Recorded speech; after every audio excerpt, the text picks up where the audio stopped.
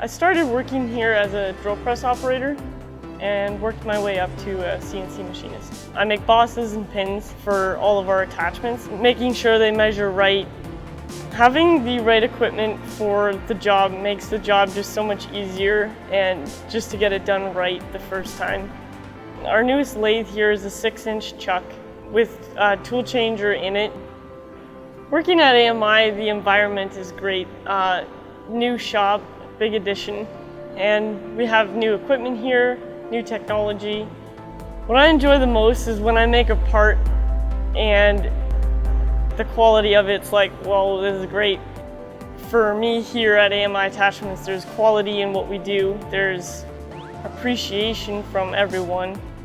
A friendly face, a thank you, great job.